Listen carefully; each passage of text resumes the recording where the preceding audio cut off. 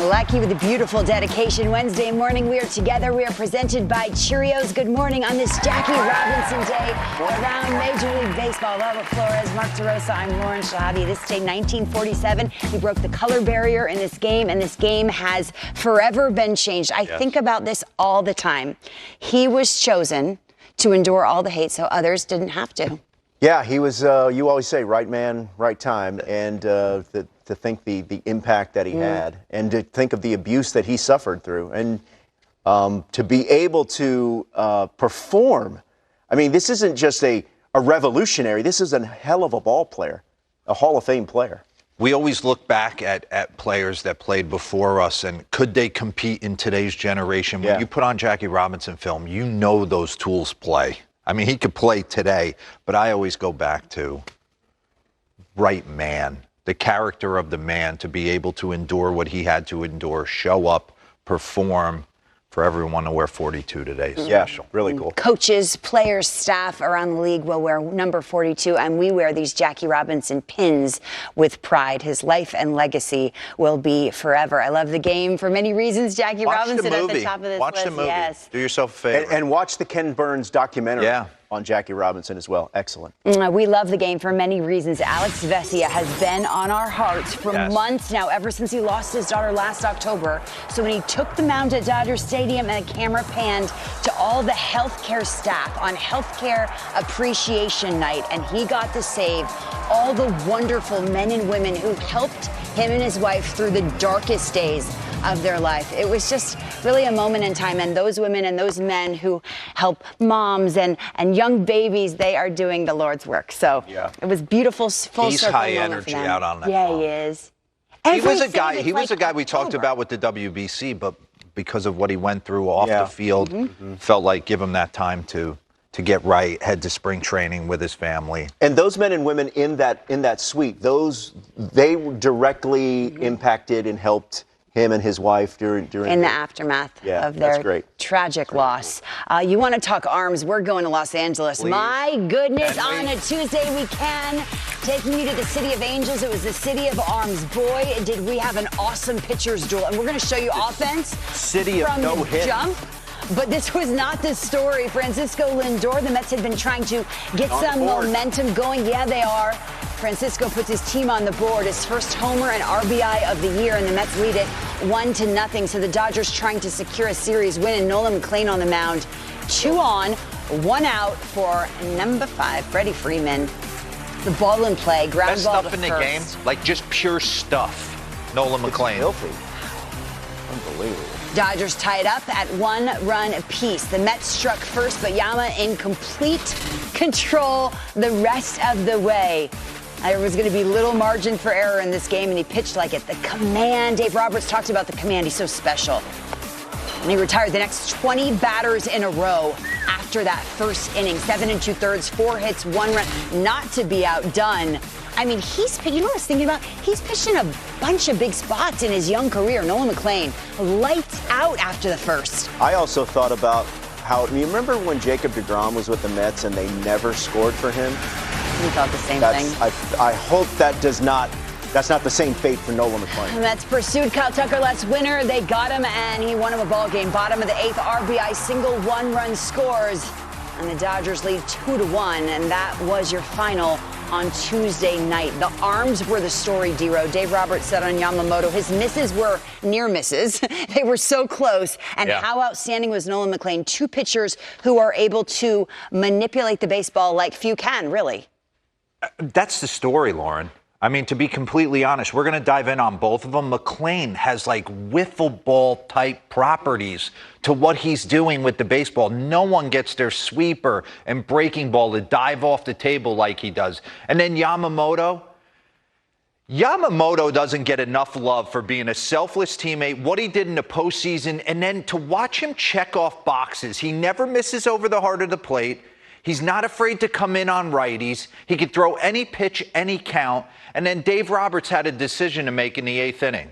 He put Yamamoto back on the bump in the 8th inning after he punched out Brett Beatty at the bottom of the 7th inning, and I thought he was done. I thought he emptied the bucket. He came back out and got to 2 outs and kind of, I want to take you in the mindset of what Dave Roberts is thinking.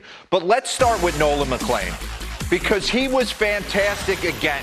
Listen, there's a reason this guy pitched the championship game for the WBC. Pause this real quick. When we were going through trying to pick out which starters would be on the WBC roster, obviously wide net, right? We were going for the best of the best. And then you start filtering it down after a couple no's and a couple yeses. Stuff plays in March. Stuff plays. And Matt Holliday, who lived in Oklahoma at the time, Oklahoma State, talked about Nolan McLean, who went there, and that he could handle the moment. He has pitched, like Lauren said, a bunch of big Mets games. And since he's broken in August 16, 2025 of last year, he's a top 10 pitcher in the game. So how does he go about it? Okay? I think for me, he gives you just too much to worry about. Here's an at-bat in the first inning against Teoscar Hernandez. It's four-seam heater, it's cutter, it's breaking ball, it's elevated four-seamer, it's two-seamer, it's wipeout cutter. It's too much to handle. Pause this for me. Bring up the next board before we get into Freddie Freeman. Take a look at his 2026 pitch usage. So you're Teo coming up in the first inning. Your job as the hitter is process of elimination. Can we eliminate a side of the plate? Can we eliminate a certain pitch in that experience? Look at this. You got to cover everything. Four-seam, two-seam, sweeper, curveball, cutter, changeup. I mean, we could throw the changeup out, but you're covering all quadrants, all parts of the strike zone at different velocities. He's got the most movement. We talk about turning 17 inches into as big as you can for certain pitchers when they pound in. He has got the most movement from his two-seamer to his sweeper. He turned 17 inches into almost 34, 35 inches to cover. And he's going north-south. So no ability to eliminate anything based off that first at bat. Then he's the one guy that I put on at night. You look at breaking balls, they usually come out of a pitcher's hand, build velocity, but you can kind of follow the plane. When we were kids, we used to get a lawn chair, buddies up at bat, and we would play wiffle ball, right? And you're trying to hit the legs of the chair. When I'm watching some of these pitches, watch this first pitch to Freddie Freeman. And that ball moved 1.5 feet. Freddie's one of the best at controlling the strike zone. He's completely lost it because he has turned this thing, and there it is, the old school lawn chair. Again, Freddie, two-seamer down and away. Changeup that he hangs, but he's not expecting it. And then wipe out breaking ball, again, to hit the bottom leg of the lawn chair right there. So pause this for me. Bring up the movement pattern. You're hitting, so we're looking at this. Nolan McLean is throwing at us. Look what you have to cover from a strike zone situation. You got to cover four-seam, two-seam. Then he's got the two-seam to tunnel off it with the sweeper. He's got the four-seam to tunnel off with the breaking ball. It's just a lot of noise, and it's all explosive. Some of the best spin rate, some of the best velocity. Now I'm going to take you through. He's a bulldog as well. In the 7th inning, Andy Pages, run this at bat. He's going to eventually get him to 1-2. Okay? Pause. Bring me up. His first at bat, he got him in the same situation, and he went two-seamer at 98 in. So go right here. Run this a little bit. We're going to do a thought bubble. That's what he's thinking. He might come with it again. He goes right on right changeup. 98 and then pulled the string, same spot. So it was unbelievable. We're telling you, Nays is in my ear going, that's the pitch we told you to throw out, and he just punched Andy Pages' ticket. So just a phenomenal job of wiffle ball-like stuff. Now, on the flip side, Yamamoto, when you dive in on him, he gives up the homer to Lindor, and then that's it. Okay? What I love about him, a vast array, all different miles per hour. Boy, does he remind me of Mike Mussina. Everything's on the edges. Everything is big compete, and you cannot think along with this guy. Here he is against Brett Beatty early in the game, 2nd inning. We're going cutters in, four-seamers in, splits away. Just everything to the edges. Watch the middle of the box. It never gets there. Backdoor cutter. High cutter up and in. What do you do? What do you do, Lauren? No, you just said you can't think along with him. You can't think along with him. You grind it out, right? And then he goes backdoor cutter right here. So bring up the edges board. Highest percentage of pitches thrown to the edge of the strike zone. There's a reason Eduardo Rodriguez is on one since the WBC. Nothing's over the heart of the plate. And then you look at Yamamoto there. Look at his velo compared to everybody else's. 46% of the time he's sticking the edges at 95 miles an hour. So just absolutely fantastic. Nothing misses over the heart except the one shot to Lindor. And then the split, he could almost tell you this is coming.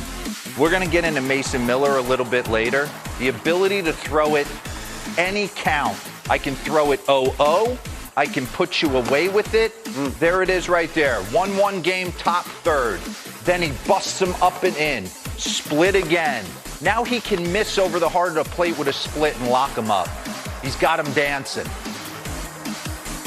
It was back and forth all night. And then I thought he emptied the bucket right here against Brett Beatty. First and second, 2 out. He makes the perfect pitch. You see his splitter usage Tuesday versus the Mets. Overall, almost 41%. Doesn't deviate. Versus righties, versus lefties. It's the most splitters he's ever thrown in a regular season game. Look at him first pitch with it. 39% of the time. Look at him 50% of the time with 2 strikes. It's always in his back pocket to be able to do that. So let's get back in. All right. Third tile I thought was interesting. After the 7th inning right there, pause this. I want to set it up. After the 7th inning of the punch out of Brett Beatty, I'm saying, okay, he's done. He's at about 92, 93 pitches. He brings him back out for the 8th. He gets weak contact, run this. He gets weak contact from Vientos. So you know he's still on it. 95, jammed him. Then Marcus Semien, I think, maybe spooks Dave Roberts a little bit. Almost takes him deep right there. Ben shoots a knock, and then we got Lindor ground ball with eyes. It's first and third. House is on fire. And I was just sitting there saying to myself, is he going to leave him in at 104 pitches? He has Will Smith go talk to him. He makes sure that Blake Treinen. Okay, so real quick to me, run that back. These are the decisions you got to make to Luis Roberts' first at bat, the fly out. Run that back. So Luis Roberts coming to the plate right here. He's got Treinen getting loose. First and third. These are the previous at bats. Luis Robert hasn't done anything.